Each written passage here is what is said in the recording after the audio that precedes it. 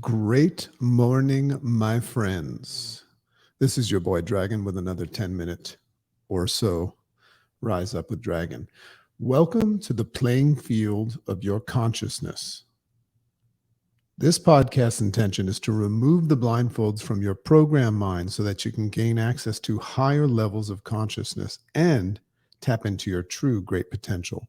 How do we do this? We do this with our 10-minute or so deep thought, straight to the punch podcast format, weekly blog called The Dragon's Lair, one from the vault, as well as our upcoming online courses and books. Welcome, my friends, to another Rise Up with Dragon.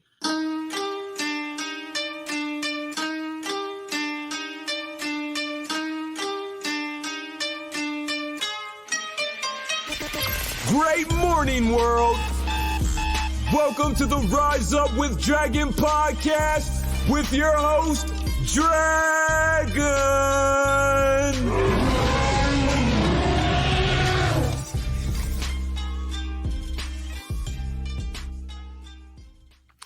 Great morning, my friends, and let's give a shout out to the official sponsor of the Rise Up with Dragon podcast, created by the lovely Mrs. Dragon, aka Chicken, and that would be Karma Mind. Get into the float state with Calm Mind meditations and gear.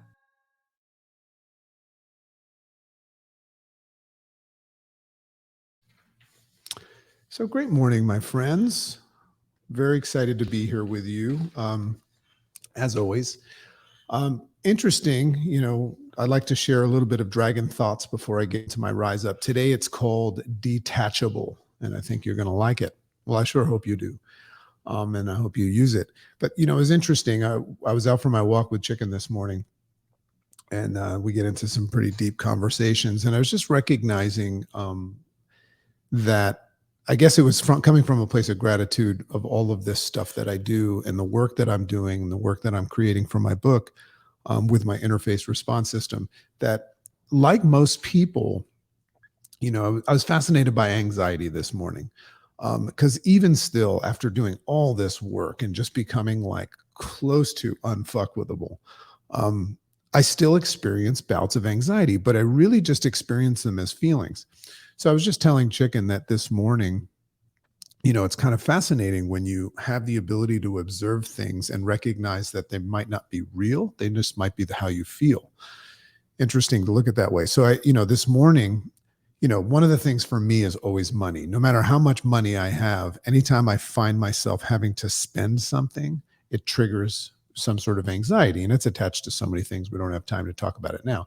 But this morning, and this is just maybe a tool for you to use. This morning, I thought of something, this big bill that I had to pay, which, I'm fine to pay it. And I'm blessed with financial security. But as soon as I thought about it, it triggered the feelings of anxiety, and you know what those feelings are. But rather than allowing those feelings to turn into and unfold and manifest my day, I just observed them and I kind of, distanced myself from them with one of my, interesting. I identified what triggered it. I looked at and identified that it wasn't a problem. It was false, right? Meaning it wasn't attached to anything that would frighten me, but it just instinctively created fear. And I guess my gratitude comes from the reality that I face now, where those things don't turn into and cascade into a day full of, events that I'm not excited about. So I just wanted to share that with you because if you can learn how to slow things down, recognize that you're feeling something and that's fine, and slow things down between the stimulus of it, identify the stimulus, the trigger, and your response. Take a second and just kind of, interesting, just observe it. You might find that it's really not what you thought. And then all of a sudden you can go back to having an amazing day and achieving your goals. So I'm not wearing a hat today because I had a couple of people challenge me to not do that. And, it was interesting when the first time I said, I'm not going to wear a hat. I didn't realize until that moment how comfortable I am wearing a hat.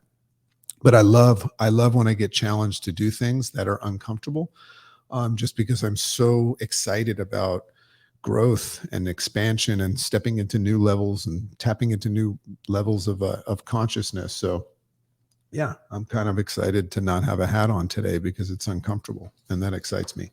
So let's talk about Detachable. This is super cool. Oh yeah, by the way, every now and then I like to share the book that I'm reading. So this is the new one I just got. This is what I'm into. I just love this. It's The Simulation Hypothesis by Rizwan Work. We are living in a computer game. I think so. So anyway, that's what I'm reading if you want to read along. So Detachable. So I was looking at a toy. I'm so involved in being a father, and I'm just fascinated by watching my daughter grow up right now. She's 12. And I was looking at one of her toys, and I recognized that one of the features that made this toy attractive to her, and I've talked about karma before. She likes video games that have karma, where her choices dictate what comes next. But in this toy, what made it attractive to her is that it had detachable accessories. So basically, what she likes about the toy, and I think this is super cool, is that she can remove and replace certain accessories or features of this toy that she wanted. So in other words, what she was able to do is she could customize her toy, and you'll see where this is going, customize her toy and make it just the way she wanted because it had detachable accessories. And it started getting me wondering, like, am I detachable? Meaning, do I have the ability to detach things and manifest and customize my day the way I want? I went on my social media.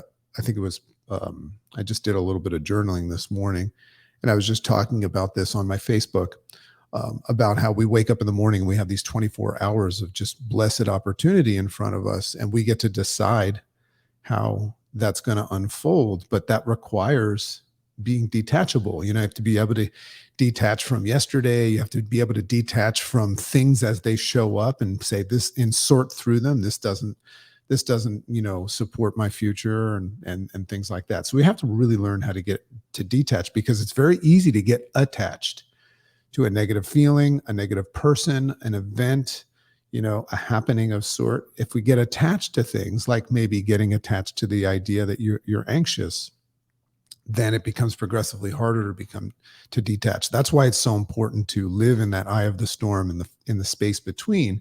It's much easier to detach. But we also have to learn how to detach from things that we're very attached to. So it got me thinking of this feature in her toy, and its value in our lives as humans. So in my research, and I'm doing a lot of research on this path that I think we're all on, to enlightenment and this state of calm, this unfuckwithable place that we want to be, we see so many examples that unveil the value of detachment. Like religion, for instance. Pick any religion and you'll find that in that religion, its iconic leader going through, or its story of an iconic leader going through the sacrifice of letting go of things that no longer served them, and in some cases involuntary or voluntary discomfort, but no longer served them, and moving into a place of peace and solitude. If you do some reading, you'll see Christ, Buddha, had to turn away. And this, I just find this so fascinating about these stories that we tell about the past. They had to turn away from the lure of some sort of outside sensory or pleasure, and worldly grasping. And each story, the demon, and there's different names for demons, and I like to call them dragons, but in each story, the demon or the dragon represents the personification of one's attachments. They talk a lot about removing yourself from desire, for instance. Sometimes it's attached to sin, but it's all about detaching from things and letting go of things. So worth talking about, huh? So we see Buddha, and I love studying Buddhism. We see Buddha doing this as he sat under the Bodhi tree, right? So that was all about suffering and things like that. But also, if you look at Adam and Eve, one of the earliest stories, right? Adam and Eve were lured in by the apple, representing the lure of the outer world. So just take a second for right now and just recognize the power of being an observation of outer things that are gaining your attention, and potentially your attachment to them, right? So you can see that there's so much value in learning how to become detachable. That's what it means to become detachable, is you have the ability to detach from things, distracted from the tree of knowledge within. So when our egoic self, and our egoic self is that part of ourselves that seeks desire, when our egoic self is in search of external gratification, we cut ourselves off from this powerful tree of life in the inner world, right? I think that success in life and all of these things that we want, it's an inside game, right? Not an outside game. I think all the answers you already have, and I think that we start to struggle when we start seeking them outside. Another potentially negative side of detachment is when we get distracted and detached from our path, from the correct path. Shiny object syndrome, desire, things like that, materialism, um, from our original path and the things that matter most. So I myself can say that I've in the past gotten detached from how the things that matter most, being a father, being a husband, my health, things like that. So you also have to be aware of that other side of how we have a tendency of getting attracted to something and detached from something good. So part of learning how to become detachable is identifying how to recognize what you do want to keep, what you do want to be attached to. So I guess there's an upside and a downside of detachment, but its upside, and this one I wanted to share today, is that it frees us from the desires as well as the chains that hold us back in the past. Recognizing where you want to go and what matters most to you gives rise and creates, it manifests the acknowledgement of what does and what no longer applies in your life. That's the value of knowing where you want to go, is that you can just simply look secondary to that and say what goes and what stays, what matters and what doesn't. Most of the time, I think our struggle is that we're trying to control uncontrollable things. So that's another thing. What can I control and what can I, what don't I? Minimize your life. Minimize your life meaning get rid of anything that doesn't matter, right? So the first step of detachment is letting go of the things in your past that no longer apply in your present and your future. That no longer applies. You no longer apply. And that's kind of rough for somebody to hear, but that probably means they're a flow burglar and they're giving you shit. So the luggage that holds the clothes that you no longer wear, think about that. Are you carrying around a luggage bag? I mean, it's one thing to have baggage, right? But are you carrying around a bunch of clothes that you no longer wear, right? So you can look at that analogy anywhere in your life. Once you've learned, once you've leveled up, the next step is to protect this lean machine. And what I mean by lean machine is once you've leaned up and you're only focusing and letting things in that matter, that support where you want to go. The next step is to protect that lean machine by accessing the new people and the new things that present, and deciding, this is the next step, is learning how to filter, right? Pan for gold, maybe another way, and deciding which are and which are not useful and supportive. So recognizing this ability is not only recognizing this ability to not get attached to the things that don't matter makes you detachable. Let me read that again. Recognizing this ability to not get attached to the things that don't matter is what makes you detachable.